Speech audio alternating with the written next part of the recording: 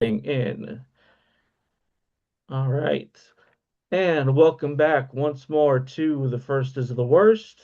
I am your host with well, least, James Edgar.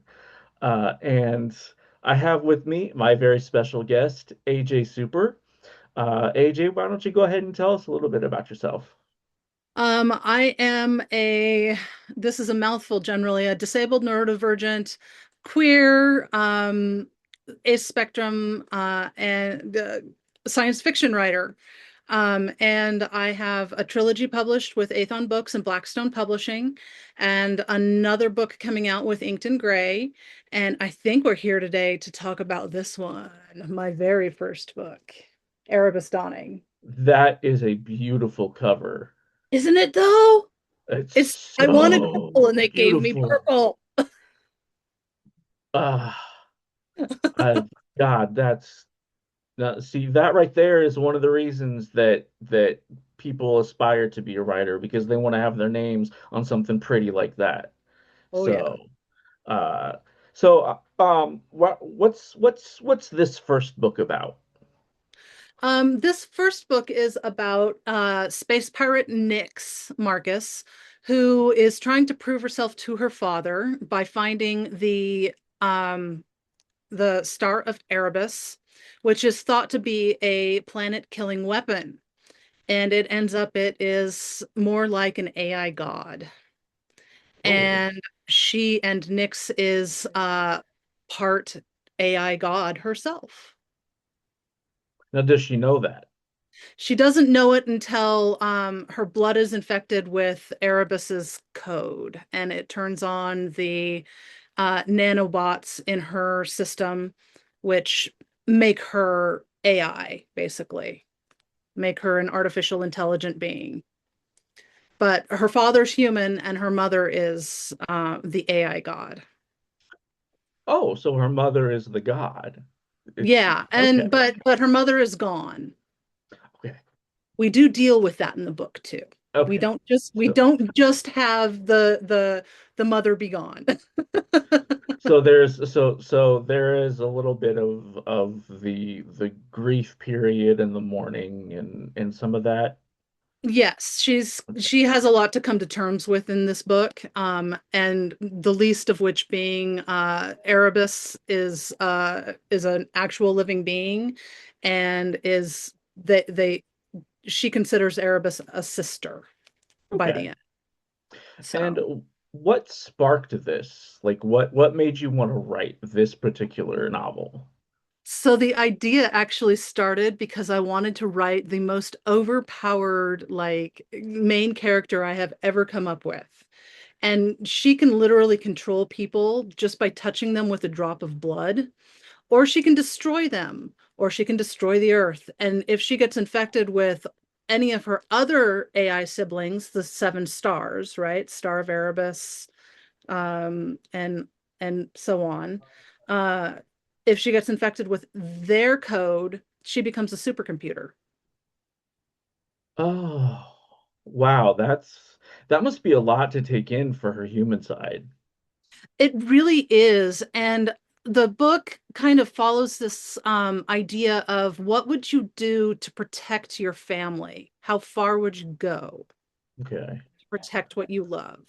And is there like a coming of age theme to this where she has to kind of grow into it, or It's does more like she? a coming to God thing over the course Yes, of okay, yeah. three books.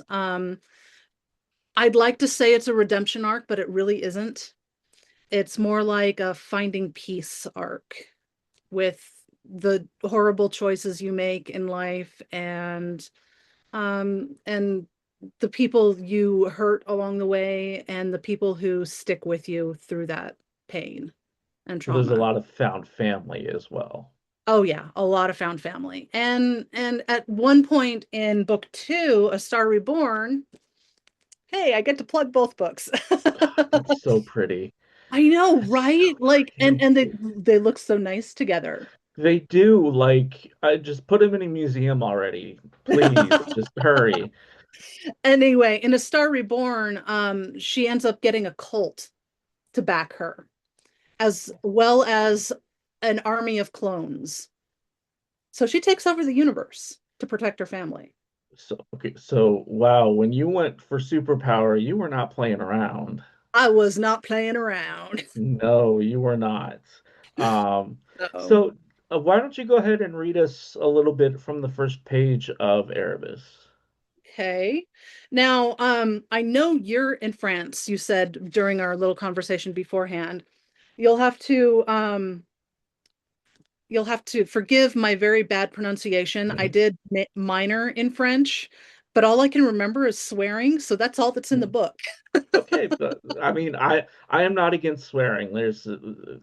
I have no problem with that. Okay. So chapter one of Erebus Dawning, starting right at the beginning. Nyx hovered near the closed door to the command deck of the Thanatos. The slight increase in gravity pulled her down. Malcolm and Kai hadn't followed her. Yet. C'est bon. She gripped the door frame with her fingertips as she swung her feet to the floor. No use falling through the sliding hatch and onto her face as gravity shifted from the corridor's low G's to whatever level was present on the bridge. She floated inches above the ground, heart racing. Sneaking away from the main boarding party to get here was still a dereliction of duty. All so she could prove to her father that she was the legacy of his ship, the Medusa, and the rightful new captain. Nyx put her hand on the door pad. A harsh glow indicated locked. Come on, Canard, she swore in Queen speech. Work! Her heartbeat accelerated more. It wouldn't be long before someone noticed she had abandoned her post, taking command of engineering with the boarding party. Her job was to control the ship from there. But if she wanted to deliver her father's obsession to him, she needed to be on the command deck. If she didn't, there would be consequences. Ooh, that sent shivers down my spine. That's the That's first page. that's that's quite a way to open. That's definitely, and since it's a trilogy, I mean, that's you automatically get a sense of the surrounding and well, what Nyx is trying to do in that moment. We sense her agency. And also the fact that we get in her head and it's French, I just find that so funny. That is such a delightful thing. My Um, French teachers, I sent them copies to my French. I sent them to my professors, and they were like, "You just swore. That's all you did." well,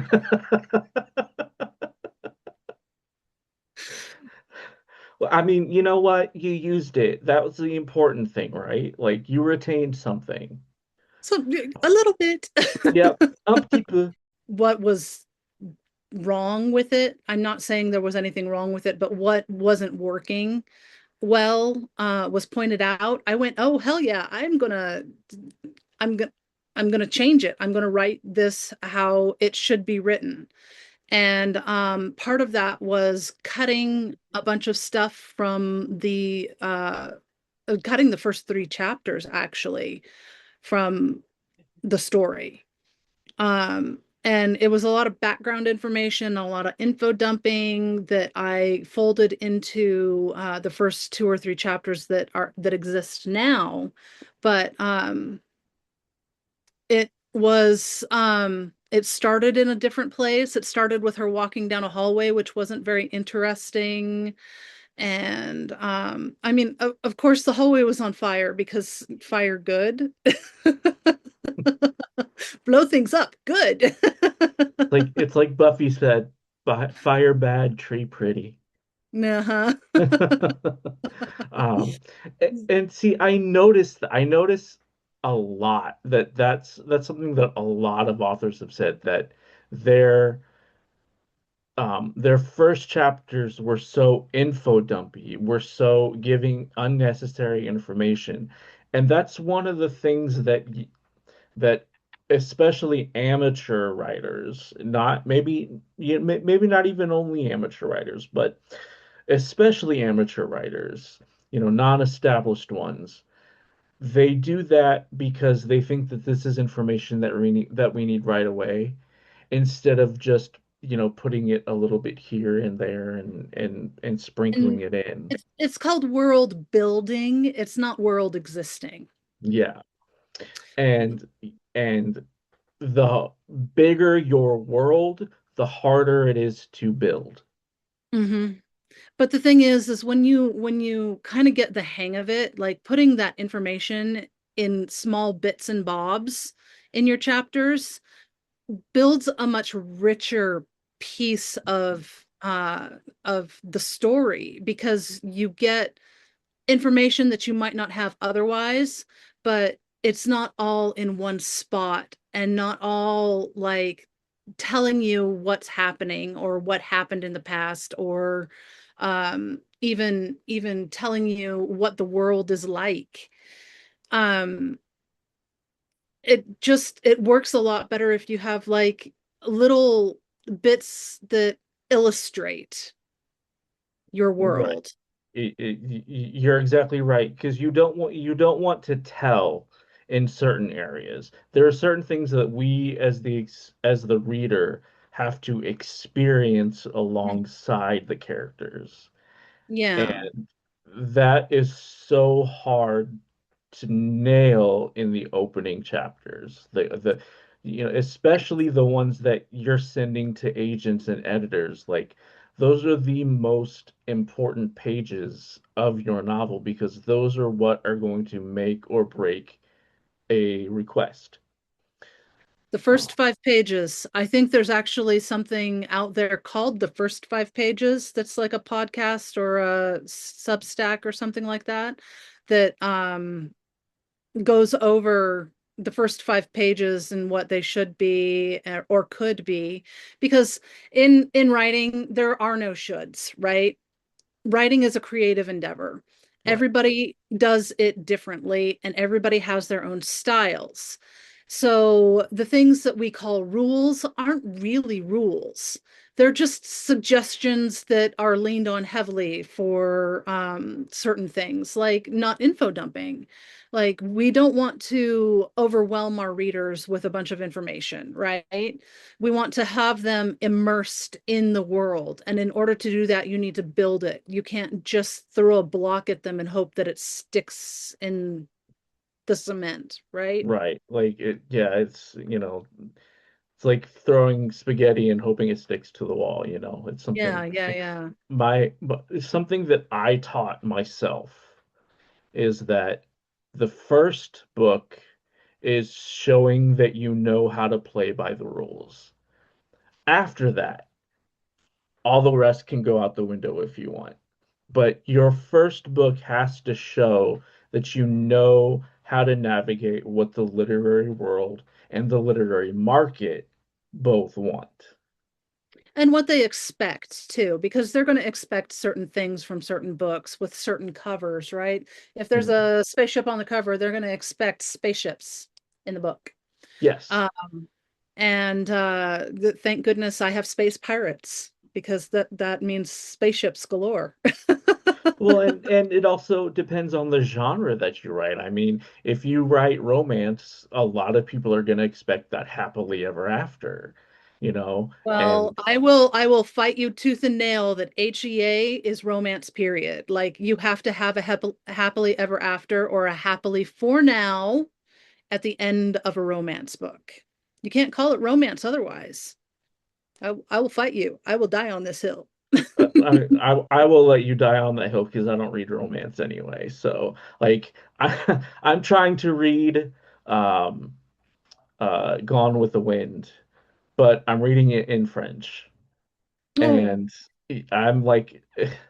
I'm like 70 pages in, and it's not because it's boring, it's just because I'm so after Amethystine Shadows, I'm just so kind of disconnected from the literary world. I don't want to do anything literary. I don't want to read. I don't want to write. I just want to sit on the couch and watch anime or, stuff like that. that's Um, that's called burnout. And creative self-care for burnout is important. And watching anime and doing things like just writing short stories, or for me, it's watching C dramas hanging, especially when it's hot, hanging out in my bedroom with ice packs and just kind of trying to mellow out. But like self-care is important when you feel like that. Uh, What's a C drama? Chinese drama. Oh, okay. Because I hear a lot, like in France, K dramas are very popular, They're but popular here too, in America, in America land. Um, but the C dramas are having a particular resurgence in the media here Mhm. because of oh, what was the name of that one? Because of a particular one that I can't remember the name off the top of my head. That It is so specific. Thank oh, I you. know. You're welcome. If I remember about 20 minutes from now, I'll text you or something. At least But we it's know it exists. yeah, but it started kind of a following of these idol like period dramas where like everybody's Yeah. pretty and everything is terrible and they fight evil and it's sometimes it's fantasy and sometimes it's period and sometimes it's both. So Okay. I can see the appeal. I can see the appeal. I mean it's a great way to just kind of turn off for a little while at the same time like expanding your horizons. Like I Yeah. learn a lot about different cultures by watching stuff in translation. Yeah. So, Yeah. And that's one of the reasons that I mainly stick with anime because I took 2 years of Japanese in university. So I can hold a casual conversation in Japanese. Um, and I watch it so that way I don't lose it completely because I never use it. Nobody here speaks Japanese, and it's just it keeps my ear a little bit a on little bit that. more tuned. Yeah, Yeah. No, and I envy you polyglots. Like I would love to be able to learn a language well enough to have a conversation in it, but I have a hard enough time having a conversation in English. yeah, yeah. Well, hey, these days me too. 98% of my life is in French now, so I Wow. I totally understand. Um, but do um these television programs that you watch, do they help inspire your writing at all, or do you?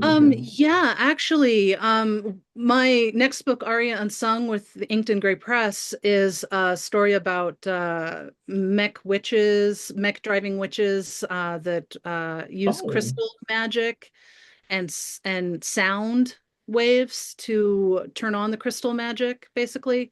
And the crystal magic is the technology, and the technology is the magic. And anyway, it's fun, but the basic idea of it came out of watching C dramas and K dramas because the formatting is a little bit different. It's a four mhm, act thing instead of a three-act thing. And and while it kind of fits a three-act thing for Western ideas, originally written, it was four acts. yeah, And I condensed the second and third act into one for okay, publication, for Western publication. right, But some of the themes like family and power struggles and politics within certain like cultural barriers kind of thing, that is something that I've drawn from those kind of dramas. So okay. Well, because I'm very much a 90s kid. So, like the Power Rangers and the Sailor Moon and Pokemon and in Amethystine Shadows, I have a fight that I've based off of Buffy the Vampire Slayer and um so it's amazing how media can help us. What exists already can help us in our own artistic endeavors. Yeah. And one of the big themes in a lot of these dramas is family and how you juggle your duty to family as well as finding your own way and finding your own family eventually. And what's right and wrong within those familial structures and what's good and evil and yeah, so I very much enjoy watching and drawing on those kinds of inspirations Well, for and my and books. oh, sorry, go ahead. Oh no, I was just going to say family figures into Erebus Dawning and the Seven Star Saga trilogy pretty heavily. So, Well, and found family, especially these days, is such an important um, aspect of writing that it's almost it's not cliche. It's what's the other word that I'm looking for? It's trope. yeah, trope. Yes, that's the word. It's a very common trope. Yes. Yes. And it's I only remember within the past what 10 years. Yes, you remembered a word, I and remember the word. Yay! I'm jealous. Um, but it's only within the past what 10, 15 years. It was kind of Twilight that made that explode. I'm sure that there are other found family things like Hunger Games. You have Rue and Katniss, right? That's a found family connection. But that was after Twilight. That's true. But it was kind of in the same pe time period, wasn't it?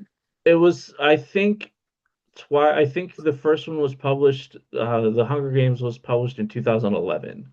Oh, And okay. the thing with Suzanne Collins is that she was a writer for the Nickelodeon show Clarissa Explains It All.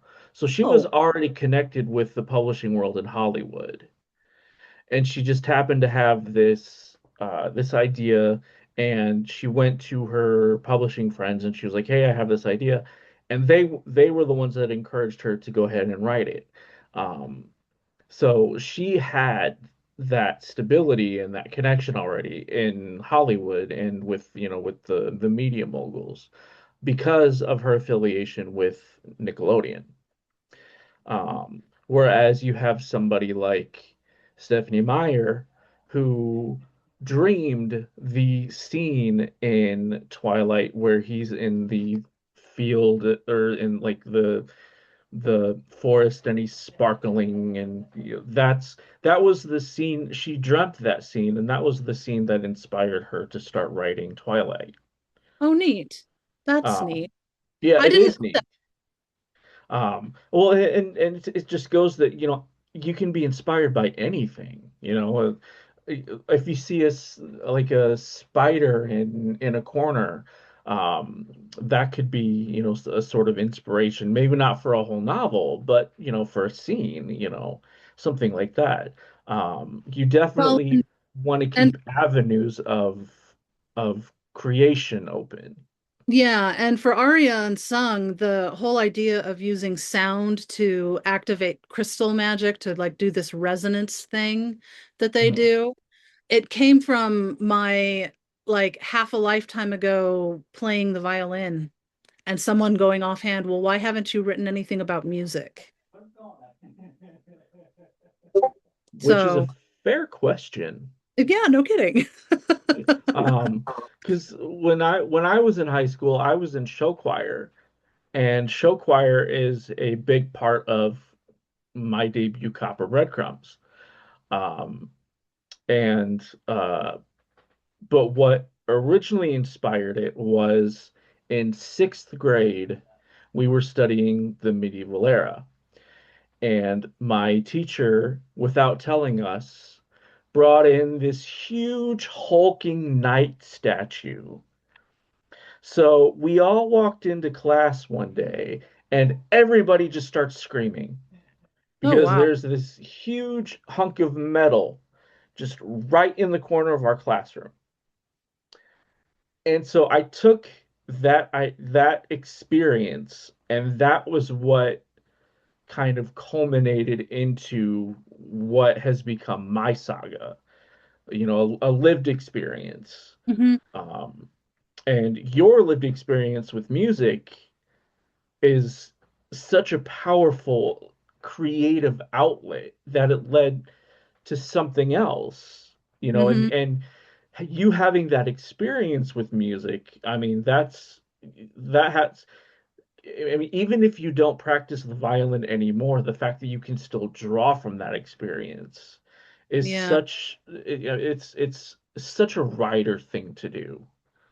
Well, and my big pull for this one was family. Like I really wanted to see what an overpowered uh protagonist would do Mhm. with with all of these like superpowers based and to protect what they love and what they want and Mhm. their family in the end. So I just kind of explored that. And since I am a discovery writer, I explored it very freely. From blank page to like the end, I Yeah. just kind of wrote it. And I don't suggest writing a trilogy as a discovery writer without some sort of like outline at some Mhm. point. I did it and it was hard. Yeah, but I think even with an outline, it would be hard because the outline and the world that you're creating are going to change. It's Well, just an invariable fact of writing. And yeah. so that I've had people that are like they spend months and months on just world building, and I'm like, there's no sense in doing that because your world is going to change naturally as you write anyway. Hmm. What you think is one thing is not necessarily going to be that final product. Well, and like I get spending a month or two on like trying to like nail down some generic specifics. That's weird. I Some small specifics. How's that? Some small specifics about what the world is going to be like. Um, Up to and including like certain political like things or how their economy works or how their ecosystem works or whatever.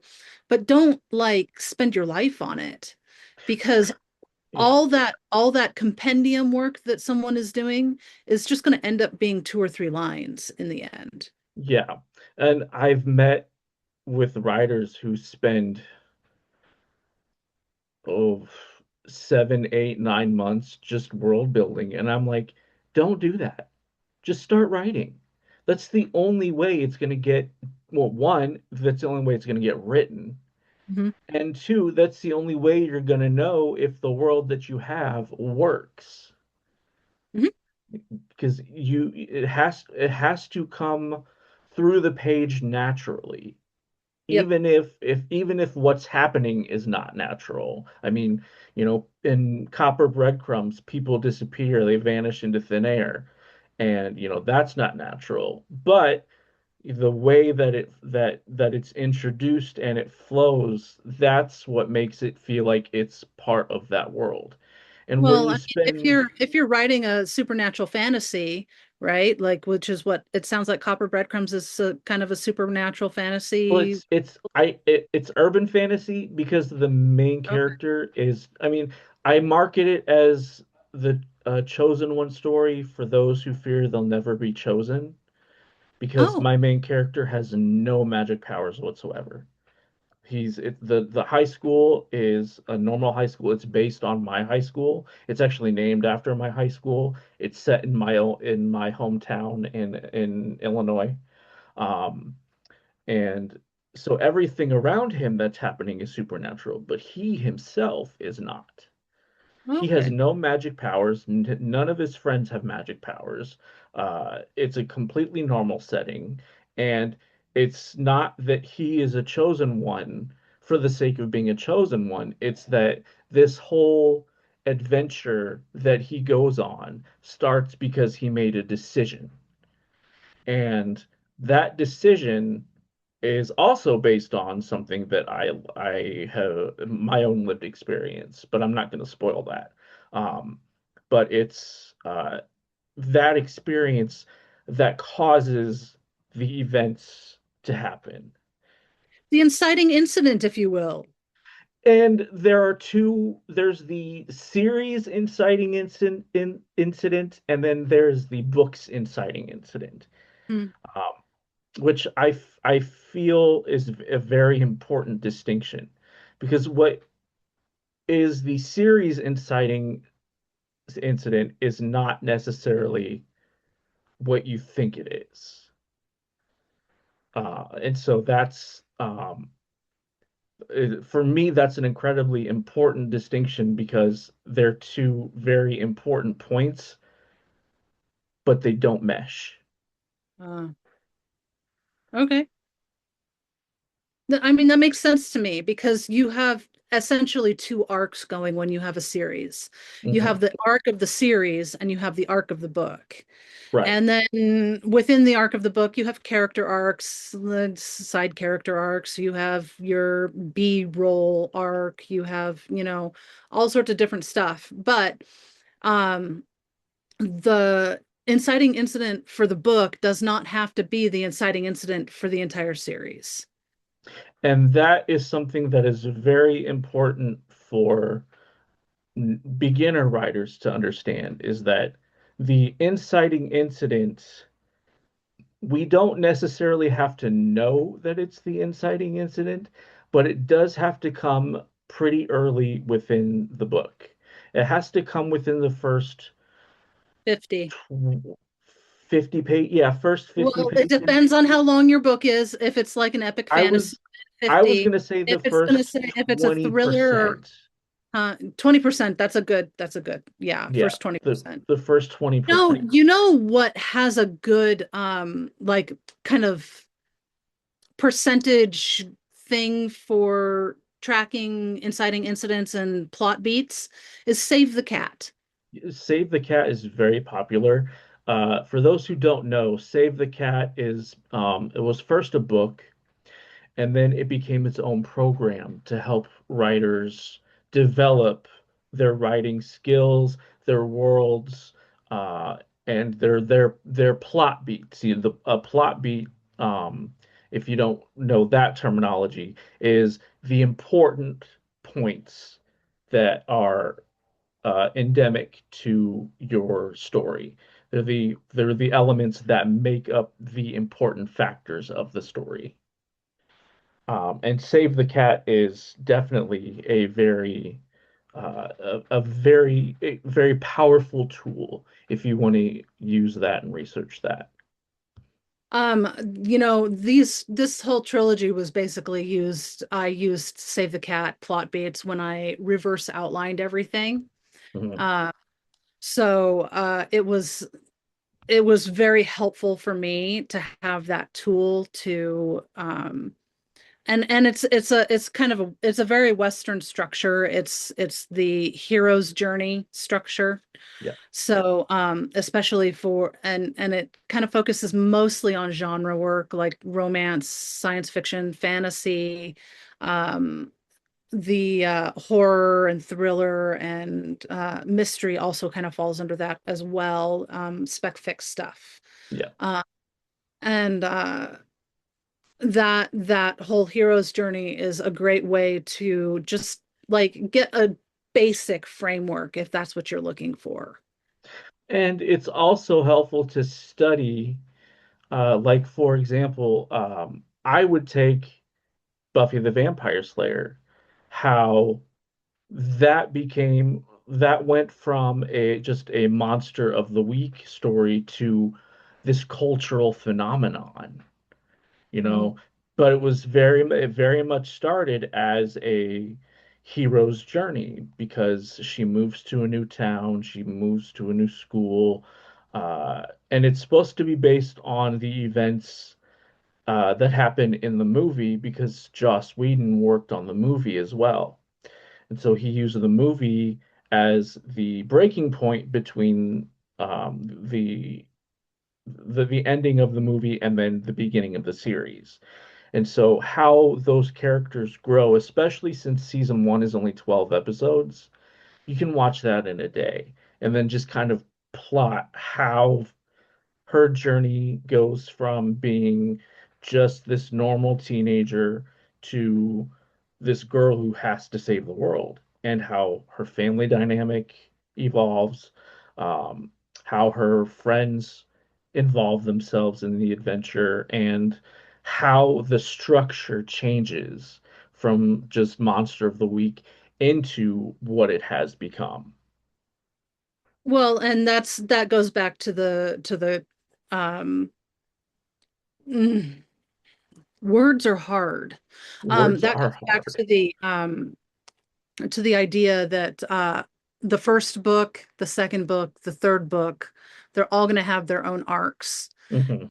And over the three books, or the eight books, or the 12 books, or the however many books you want, um, you're going to have another overarching arc to tell that serious story as well. Yes, each book has to have its own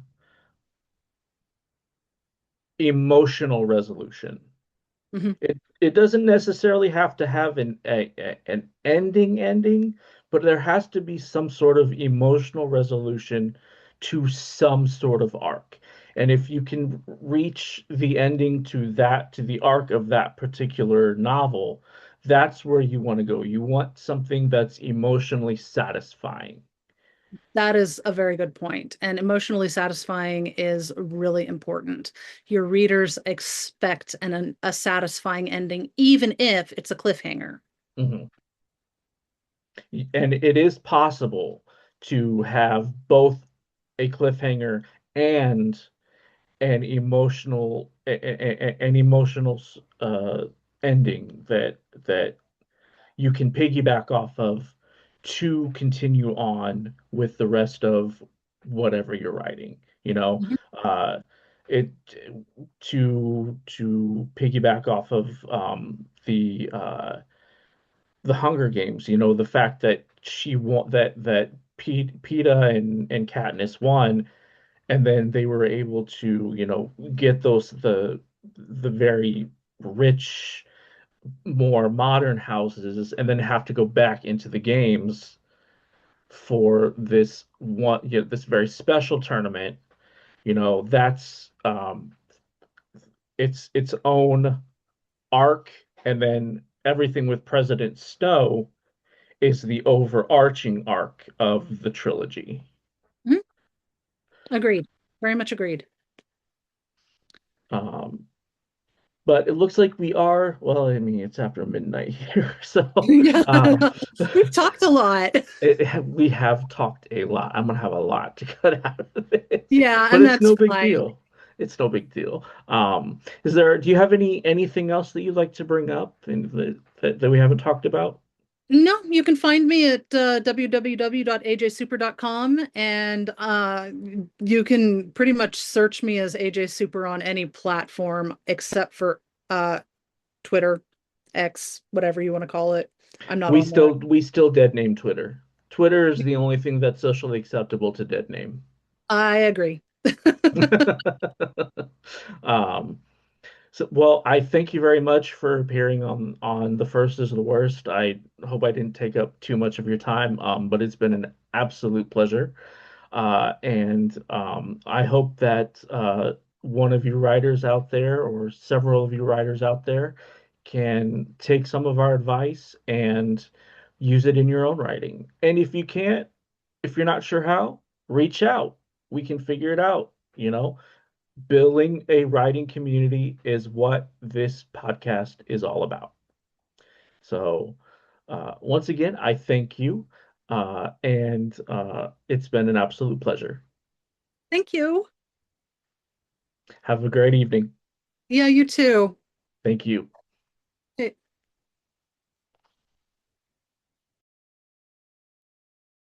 All right, and that was my very special guest, AJ Super, with her book,